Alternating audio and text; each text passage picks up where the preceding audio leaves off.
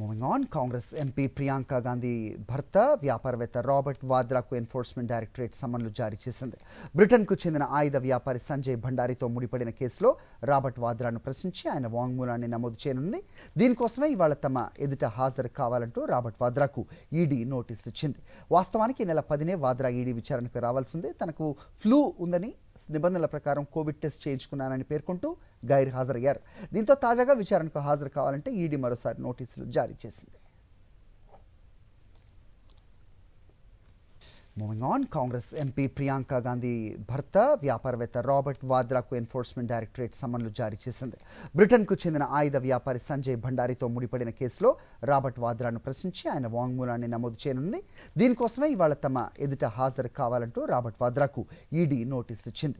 వాస్తవానికి ఈ నెల 10నే వాద్రా ఈడీ విచారణకు రావాల్సిందే. తనకు ఫ్లూ ఉందని నిబంధనల ప్రకారం కోవిడ్ టెస్ట్ చేయించుకున్నానని పేర్కొంటూ గైర్ హాజరయ్యారు. దీంతో తాజాగా విచారణకు హాజరు కావాలంటే ఈడీ మరోసారి నోటీసులు జారీ చేసింది.